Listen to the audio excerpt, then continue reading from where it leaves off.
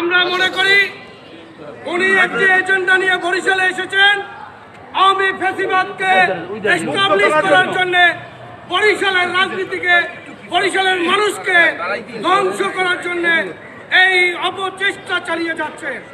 এই অপচেষ্টার বিরুদ্ধে তীব্র নিন্দা এবং ঘৃণা প্রকাশ করছি।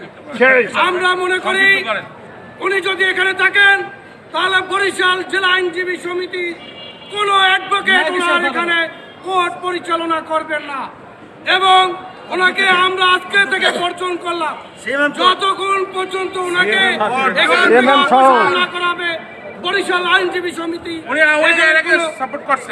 ধরনের কাজ করবেন না।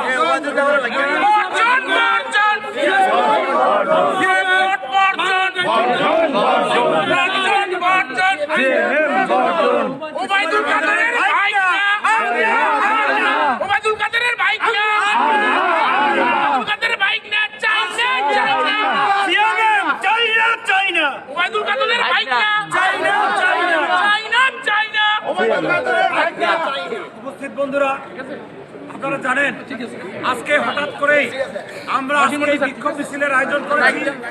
এটার কারণ হলো আমরা পূর্ব থেকেই এই বরিশালের সিএমএম তিনি জয়েন করার পর থেকেই তিনি আওয়ামী লীগের পক্ষে, ফ্যাসিস্টের পক্ষে বিভিন্ন ধরনের মন্তব্য করেছেন।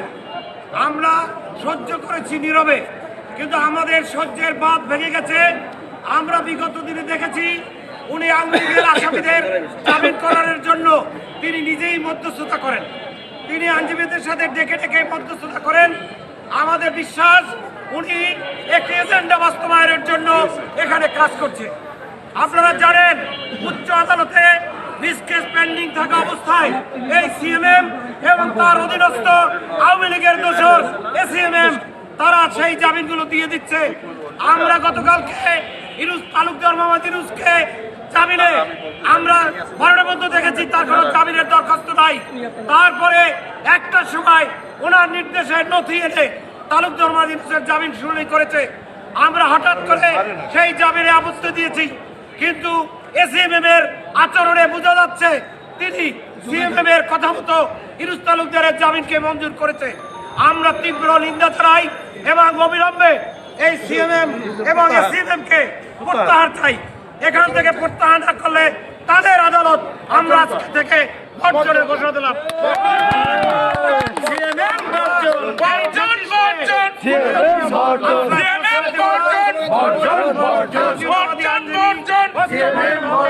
আমরা প্রতিবাদ করব এবং আজকে থেকে কোন অ্যাডভোকেট ওই কোর্টে এই দুইটা করে ঢুকবেন না, প্রত্যাহার করা যাবে।